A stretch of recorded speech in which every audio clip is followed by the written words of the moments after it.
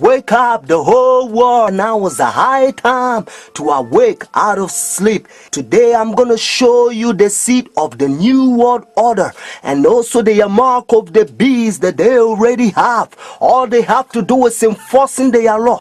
The whole thing is tied with religion. That's why Revelation chapter 13 verse 17, the Bible says no one can buy or sell. Notice. It's a great honor for me. Thank you so much.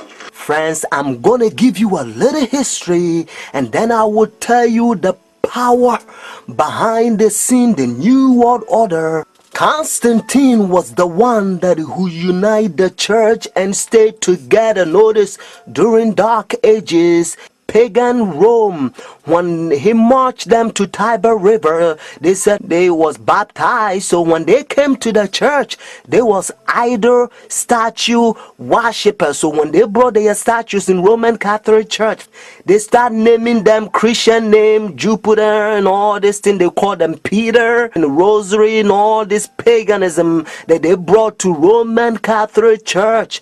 And some of the Christians they don't like, so they protest against. That's why they call them Protestants or Protestant. So they set up their Jesuit order during 1500. The reason they said their Jesuit order is to destroy the Christians that they protest against their paganism. I'm tired of people saying Christianity is a crutch. It's not a crutch, it's a cross. This planet is covered in blood as a consequence of people who stood for righteousness and truth. They also infiltrate the state to control the whole world. The Jesuits, they created Masons, and now they got Skull and Bones, Illuminatis, all them secret societies, friends. And what else? Obama and all them powers, they all belong to secret societies. I love everybody. I don't have a choice if I want to go to heaven, but I got to tell you the truth. He wrote, we must move as quickly as possible to a one-world government, a one-world religion, under a one-world leader. So as he began to travel the world, over 100 trips in his 25 years, the world was watching. His first trip to a conference in Mexico in 1979 instantly transformed the world's idea of the papacy. Some 5 million jubilant people in one crowd, it was said to be the largest ever. Among those surprised was John Paul himself. The whole thing is tied with Bible. The church and state is going to unite in the last days, and they will bring the mark of the beast that the Bible says. So notice. You came from the conference I did, your old country. Yes. And it was successful. Successful? You have some decisions. It's not so easy in this course. The Iraq War has been another foreign policy challenge, beginning with John Paul's papacy. Other foreign policy priorities for Benedict include pushing for peace in the Holy Land and decrying rising secularism in Europe. He's also been quietly working to establish relations, something that was not possible during the last papacy, largely because of John Paul's role in the fall of communism in Poland. The Chinese obviously didn't want John Paul II running around China doing the same thing. Pope Benedict is not that kind of a threat to China. Most of the time, in places around the world, Vatican diplomats work outside the spotlight, where experts say they often have an advantage. Some question how much government leaders of today truly listen to what the Pope has to say. And that, observers say, is a moral authority that can't be measured by economic strength or military divisions. A moral authority Benedict hopes to draw upon when meeting with U.S. officials and speaking before the United Nations. I'm Kim Lawton in Washington. Now we can see a new world coming into view. A world in which there is a very real prospect of a new world order. Pope Benedict XVI is calling for a new world financial order. A document entitled Charity and Truth was released just hours before the G8 summit. Friends, the Jesuit order, they also infiltrate every religion, especially Sunday churches. That's why Revelation chapter 17 called this power whore. Notice, the mother of harlot. Jesus Christ is the one who died for the whole world, and he's drawn everybody to himself. But this power, they don't want you to go to Jesus Christ. They want you to go to them and confess your sin to them. So notice what Revelation chapter 18 says. And they also infiltrate the kings, presidents. So notice, and he cried mightily with a strong voice, saying, Babylon the great is fallen, and is fallen, and is become the habitation of devils, and the hole of every foul spirit, and the cage of every unclean and hateful bird. For all nations have drunk of the wine of her fornications. And notice, and the kings of the earth have committed fornication with her. Friends, now I'm going to tell you their mark. Notice this power, the mark of the beast. Because notice, if the Bible says the mark of the beast, means this power has a mark. The beast is a language that God is using for this power. And they themselves, they says in their own book, the book of Catechism, the old version, notice, they says Sunday worship is their mark of authority. The new version, they don't use the word authority, but at least, thank God, they still admit it. Even the new version of Catechism, they still says they changed the Sabbath from Saturday to Sunday. Friends, the mark of the beast is not worldly speculations that sometimes you hear. Some people says, well, it's computer chip. Unfortunately, you don't find in the Bible. And some people says, it's 666. But according to Revelation 13 verse 18, actually 666 help you to find the beast. What I mean is to identify the beast. But the Bible says the mark. The reason why I repeat and I kind of stretch it, because I don't want you to miss it. It's a deception. Notice the mark of the beast. It's clear. It means the power, the beast has a mark. To change the Sabbath from Saturday to Sunday. But unfortunately, Sunday churches, they adopt sun worship day for so many years. They don't want to get rid of it. But actually, it's a pagan sun worship day, Sunday worship. Look, even the spellings, you'll find out. Matter of fact, if you look at your calendar, Sunday is always begin as the first day of the week. Unfortunately, they will skip, and some people, they don't know, they will count Monday as the first day of the week, because according to Revelation chapter 12 verse 9, the devil will deceive the whole world. So it's a deception. So the devil, he's in the process blinding the people, including the Christendom. Friends, if you go to church Sunday, notice the first day church, now you don't have the mark of the beast according to Revelation 14 and 13, unless the law is enforced. That's why now you hear different country, they try to forcing the people to now sell or do anything on Sunday, because they try to enforce the law. But according to Bible, notice, United States is the one who's going to cause the whole world to worship the beast. Their sun worship day means Sunday worship according to Revelation 13. So whenever United States enforce the law, then every country also going to enforce, because they control the whole world. Every president on the Roman Catholic Church. When our founders declared a new order of the ages, they were acting on an ancient hope that is meant to be fulfilled. And now, because they control every president in every country, their new world order, so now they're using the president to sign up laws and all kinds of rules like gay and lesbian. And now they don't want you to talk about Bible.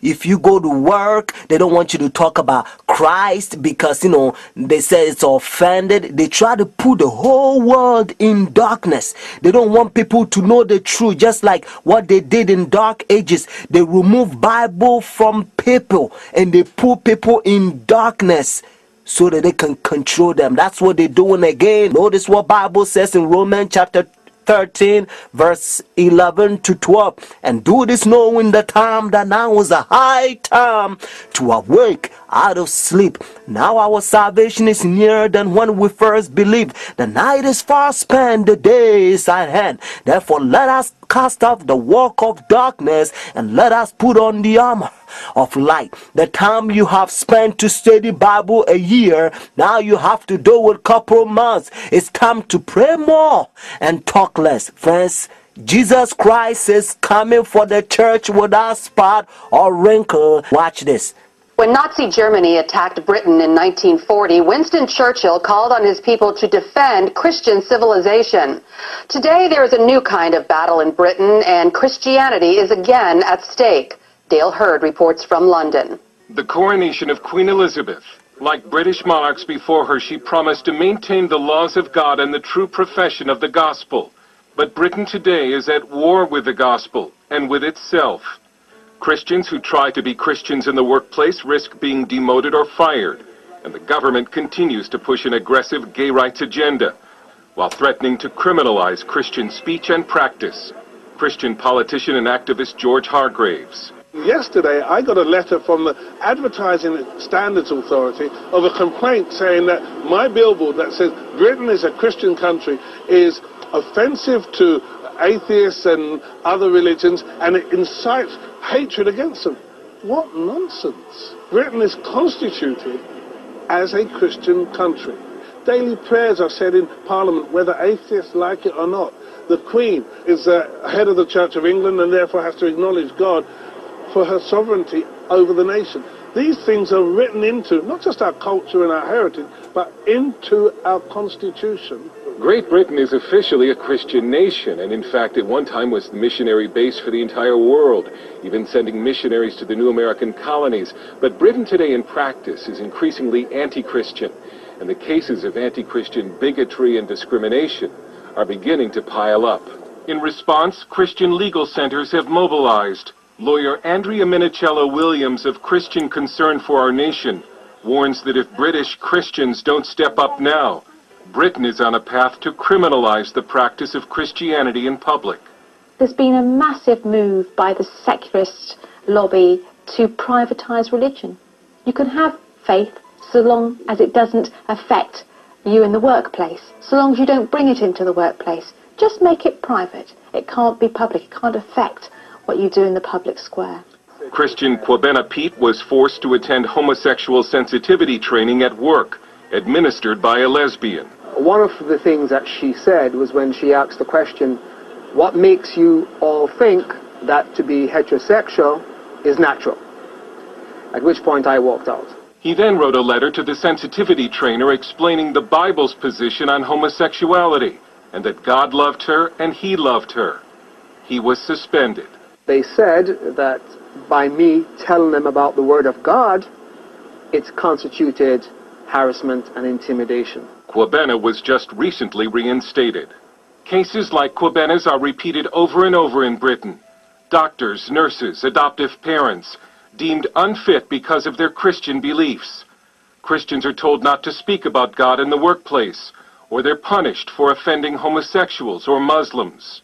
Now the British government wants to pass a new equality bill that would force churches to hire practicing homosexuals or transsexuals. Christian lawyer Paul Diamond has been very successful in fighting Christian discrimination cases in the courts. In the United Kingdom, the homosexual agenda is militant, and they've been arresting Christians, jailing Christians for hate crimes, shutting off grants, constant litigation with the government, constant aggression. There's no live and let live. Your Christian values are wicked and evil, and that's what they want everybody to believe. That sounds like a BBC program which portrayed a violent Christian beheading a Muslim.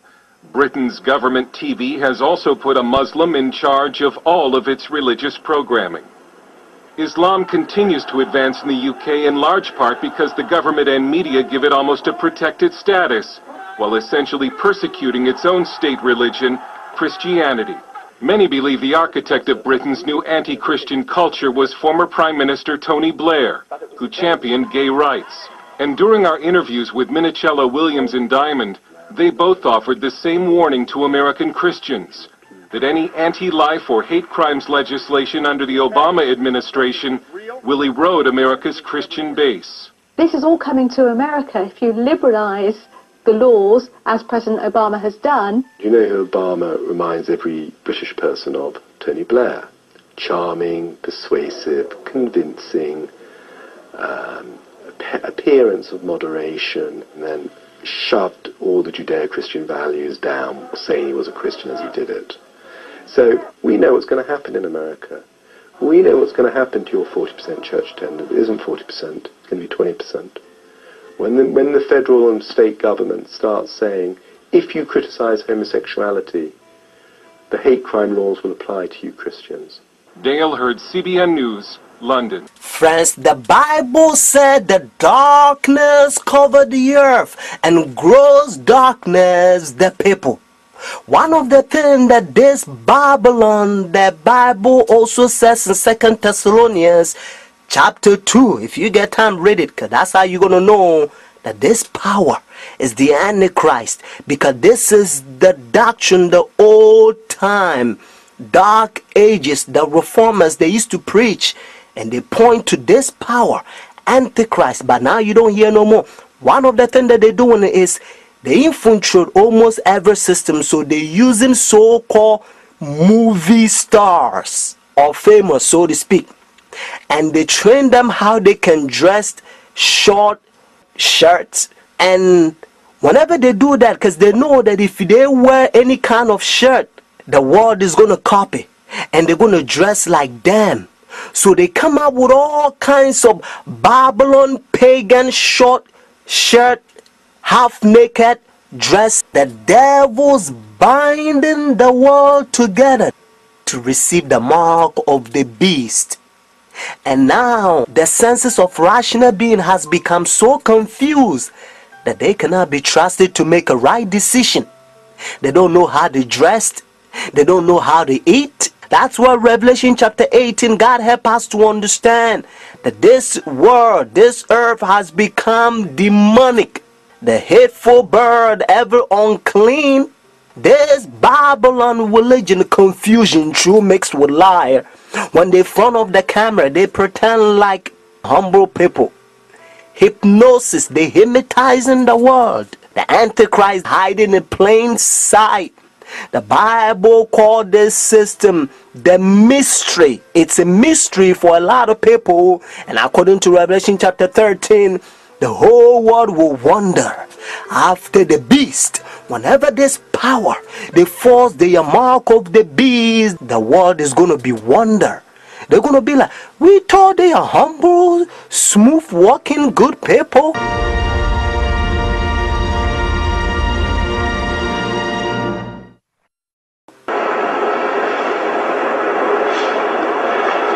Your Holiness, may I present Archbishop Kayang Barsamian, Primate of the Eastern Diocese of the Armenian Church in America.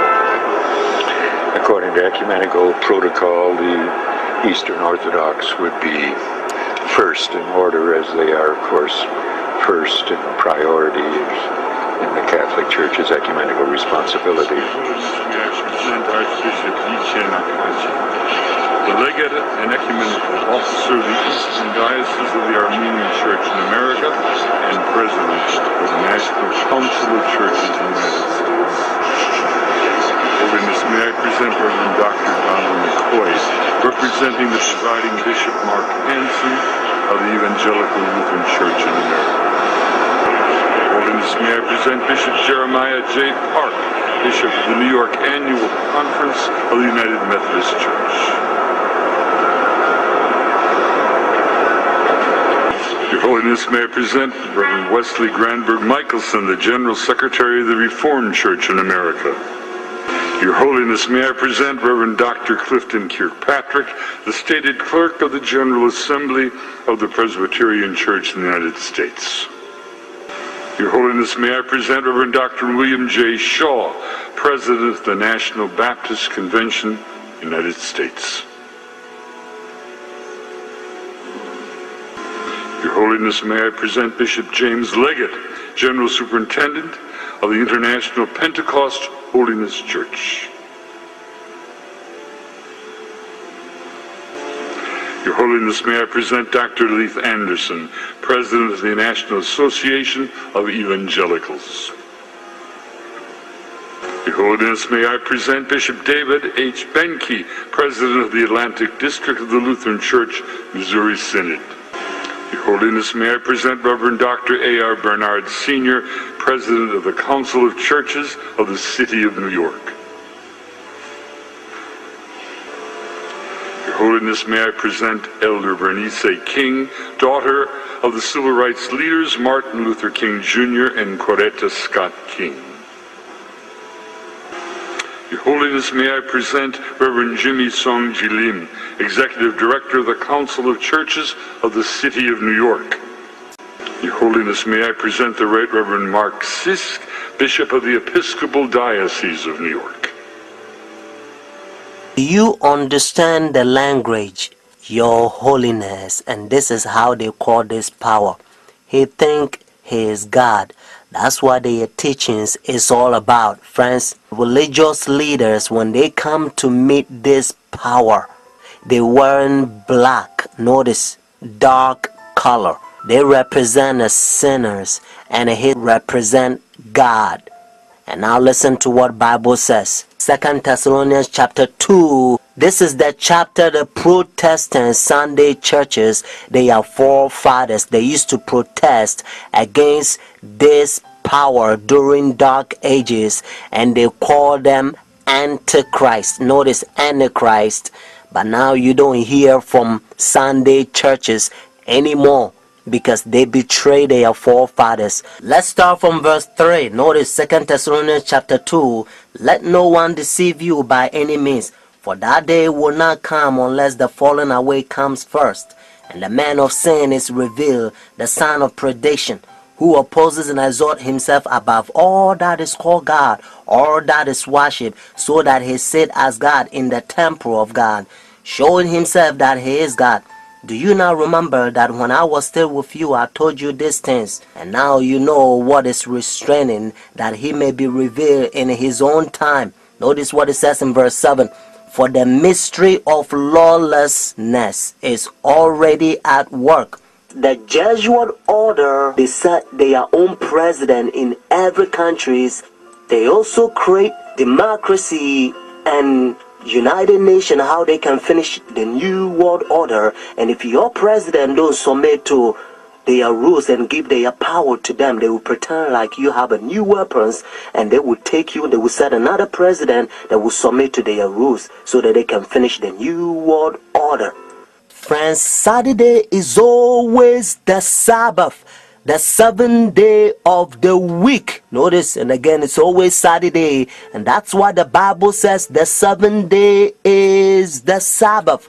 Jewish nation, even though I'm not Jewish, they still keep the Sabbath Saturday. And also encyclopedia, you will find it even different language. If you speak Spanish, Sábado means Saturday. You can also find in the Bible, according to Genesis chapter 2, verse 2 to 3, you're going to find out that God created heaven and the earth 6 days, and the 7th day he rested, and that 7th day, it's Saturday. And then Jesus Christ, remember, when Adam and Eve they sinned, Jesus Christ came to redeem our soul, and he finished his work 6 days, Friday afternoon. Remember, that's why they call it Easter Friday or Good Friday.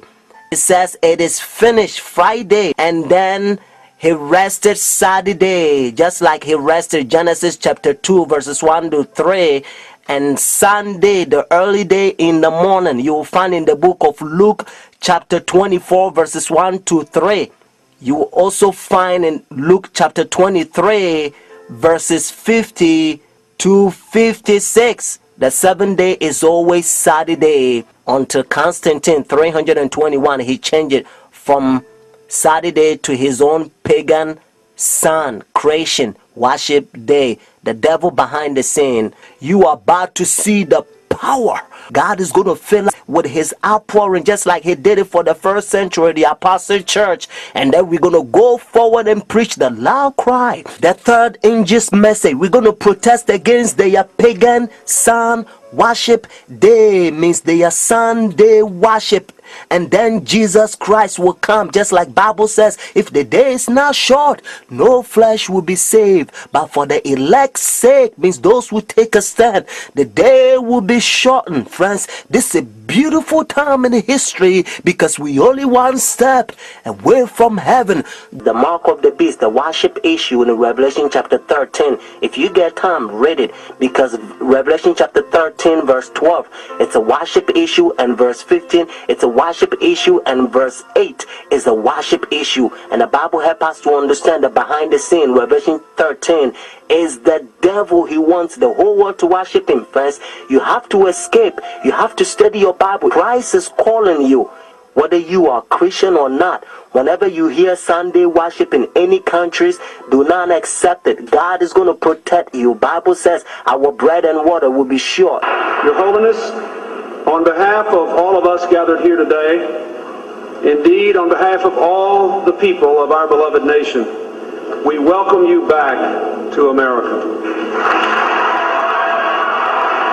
When a Catholic Jesuit learns Sunday churches, their doctrine, and Vatican II, when they infiltrate their churches, and they draw all their churches to so-called the mother of the church, because they know their doctrine and they can answer questions and preach. So the members of the Sunday churches, they think that all the pastors are faithful pastors.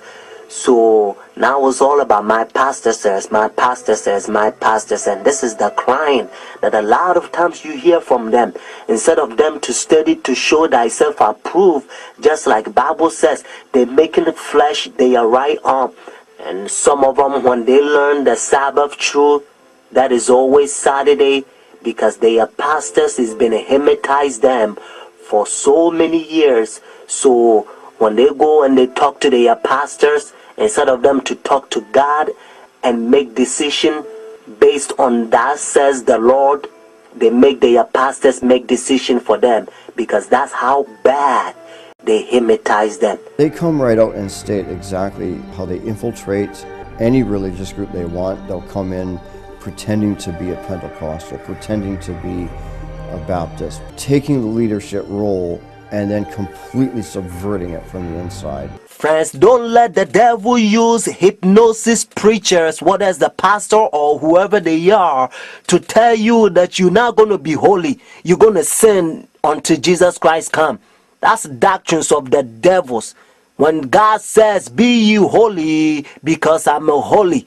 When Jesus Christ sets you free, Bible says, ye shall be free indeed. If you think that God is bigger than the devil, then you're going to be holy by the grace of God. But if you think that you're the devil, notice your devil is bigger than God, then the devil's going to make sure that he keep you in darkness. He will keep you to sin until Jesus Christ come, and then you're going to be doomed. Friends, God, his creation power.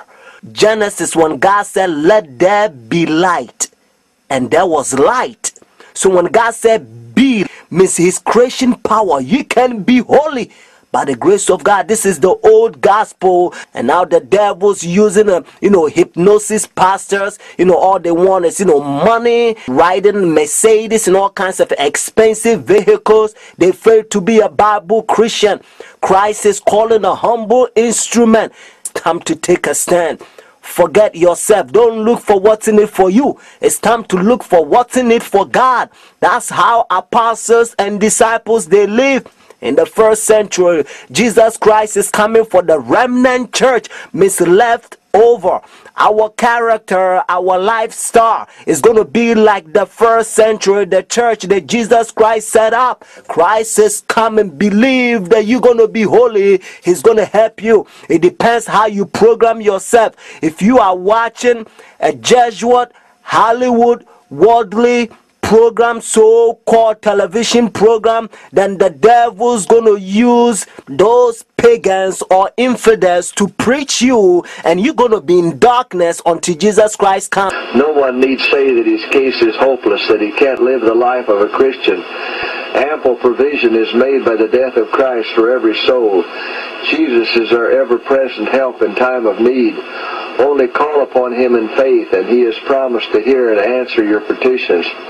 Oh, for living, active faith. We need it, we must have it, or we shall fade and fail in the day of trial. The darkness that will then rest upon our path must not discourage us or drive us to despair. It is now that we must keep ourselves and our children unspotted from the world. It is now that we must wash our robes of character and make them white in the blood of the Lamb. It is now that we must overcome pride, passion, and spiritual slothfulness. It is now that we must awake and make determined effort for symmetry of character. Today, if you will hear his voice, harden not your hearts. We are in a most trying position, waiting, watching for our Lord's appearing. The world is in darkness. But ye, brethren, says Paul, are not in darkness, that that day should overtake you. What are you doing, brethren, in the great work of preparation? Those who are uniting with the world are receiving the worldly mold and preparing for the mark of the beast. Those who are distrustful of self, who are humbling themselves before God and purifying their souls by obeying the truth, these are receiving the heavenly mold and preparing for the seal of God in their foreheads. Now is the time to prepare. The seal of God will never be placed upon the forehead of an impure man or woman. It will never be placed upon the forehead of the ambitious, world-loving man or woman. It will never be placed upon the forehead of men or women of false tongues or deceitful hearts. All who receive the seal must be without spot before God, candidates for heaven. Search the Scriptures for yourselves, that you may understand the fearful solemnity of the present hour. 2 Thessalonians chapter 2, verse 3 and 4, Paul says, "Let no man deceive you by any means, for that day shall not come, except there come a falling away first, and that man of sin be revealed, the son of perdition, who opposes and exalts himself above all that is called God or that is worshipped, so that he as God sitteth in the temple of God, showing himself that he is God." Who do we have here at the Vatican meeting with the Pope? This is Billy Graham, a Baptist, a Protestant, meeting with the Pope. The Georgian Patriarch meeting with the Pope. The Greek Orthodox Archbishop meeting with the Pope. He's meeting with the heads of various religions in Azerbaijan. Pope John Paul II in a Muslim country in Azerbaijan, and all the different religions and leaders are out to meet him and pay him homage. The Dalai Lama at the Vatican meeting with the Pope. Who does he represent? Eastern mysticism. The Romanian Patriarch meeting with the Pope. In the first visit by a Roman pontiff to a mainly Orthodox country in nearly 1,000 years, the Pope embraced Romania's Orthodox Patriarch and declared the time has come to put every form of fear and suspicion between their churches behind them. Pope's Romanian visit set stage for possible Russian trip. Mindful of his advancing years and with a trip to Moscow in mind, Pope John Paul II pushed ahead Sunday with efforts to break down barriers with Orthodox Christians. The Pope's visit, part of his drive for reconciliation among the various Christian denominations as the new millennium approaches, has spurred hopes for greater unity between the Roman Catholic and Orthodox churches in Romania, despite the conflict in neighboring Yugoslavia. Pope John Paul II's weekend visit to India concluded today in an atmosphere of religious harmony and unity. The Pope received a reverent welcome from leaders of Hinduism and 7 other faiths. In turn, Indian leaders of the Hindu, Buddhist, Sikh, Muslim, Jain, Parsi, Jewish, and Baha'i faiths extended prayers of welcome to the Pope. India, with a population of 1 billion or more, is more than 80% Hindu. The LA Times. Pope calls talks with Iran leader promising.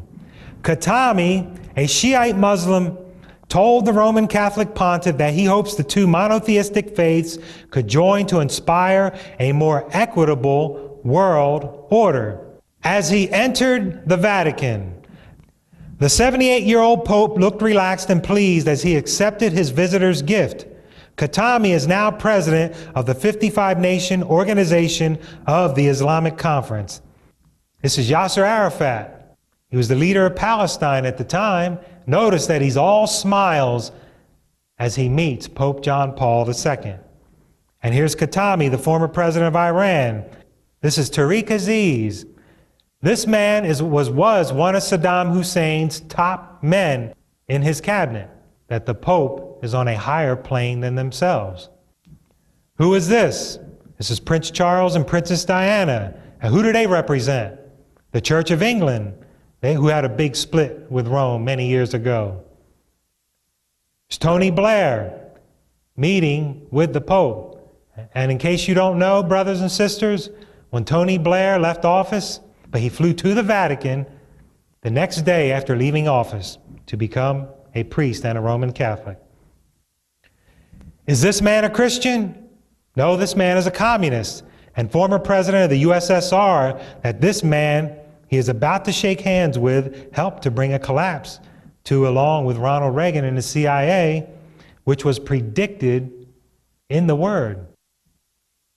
Sweden's Crown Princess Victoria meeting with the Pope. The Czech president meeting with the Pope. Nelson Mandela meeting with the Pope. Is this man a Christian? It's Vladimir Putin. Friend, this man is hardcore KGB, but he's at the Vatican meeting with the Pope. The Israeli Prime Minister meeting with the Pope. Even dictators are meeting with the Pope. The Philippines President, Gloria Arroyo, meeting with the Pope. Vicente Fox, former president of Mexico, meeting with the Pope. Friends, he's even speaking before the United Nations. And when the Pope of Rome speaks, the world listens. How many of you remember former Secretary of State Colin Powell? Where was he at when he was the Secretary of State for this country? He was at the Vatican meeting with the Pope. Former Democratic President Jimmy Carter meeting with the Pope, and this was during his presidency. Former Republican President Ronald Reagan meeting with the Pope. Former Republican President George H.W. Bush meeting with the Pope. Former Democratic President Bill Clinton meeting with the Pope. George W. Bush meeting with the Pope. And notice they're all wearing a black suit. Laura Bush at the Vatican with her daughter meeting with the Pope. Nancy Pelosi, she's about ready to kiss the hand of Pope Benedict XVI when he made an appearance here in the United States, April of 2008. Rome's reaction to the Constitution of the United States, of course, was not favorable because the whole papal system was built on the union of church and state. As our president talks about how we want to bring democracy to all these countries of the world. Well, why doesn't he want to bring a republic to these countries? We were a republic. We were never a democracy. The Jesuits had really assumed universal political power by 1750. As that book, Justin Fulton, that great author, writes, Washington on the Lap of Rome. It was written about 1888. Washington on the Lap of Rome, written by this great preacher, Justin Fulton. And it shows how he calls it Rome on the Potomac, completely controlled by the Archbishop of Baltimore. There was a secret wire between Baltimore and the White House telling the president what to do, at least since the days of Grover Cleveland.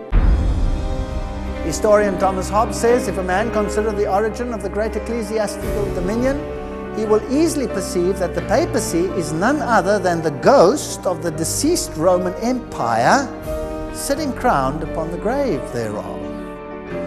Pope Leo said, we hold upon this earth the place of God Almighty. Some have come to the conclusion that Rome has changed, that she has repented of her bloody megalomanic past. But these evidences revealed in the very current acts and views of this system should send a clear signal to the world that Rome never changes.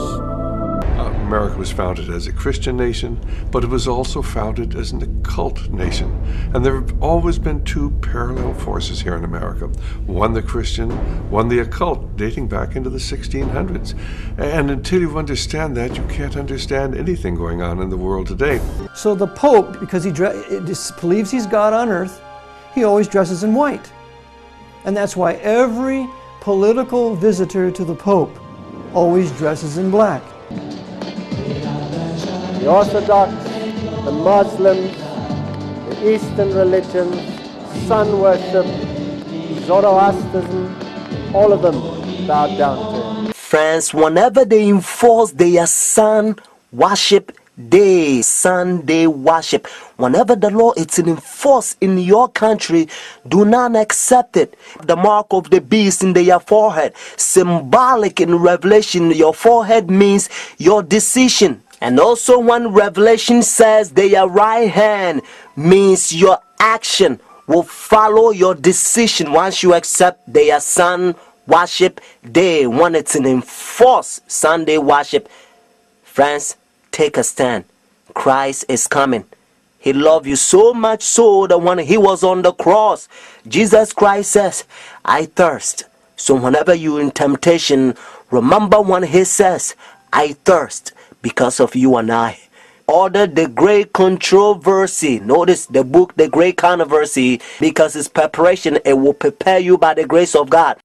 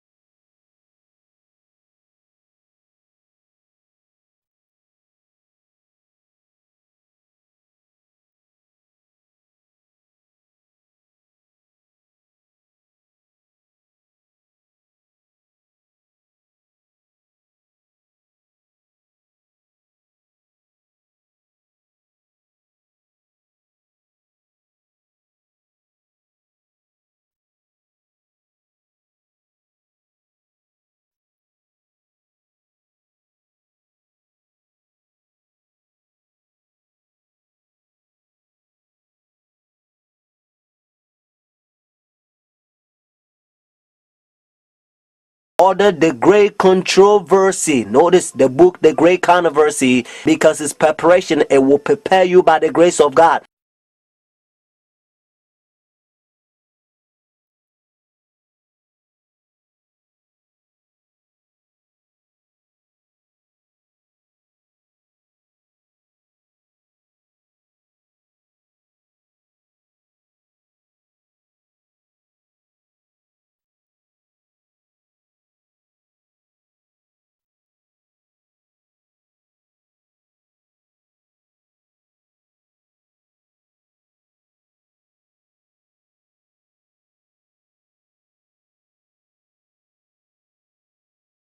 Order the Great Controversy. Notice the book, The Great Controversy, because it's preparation. It will prepare you by the grace of God.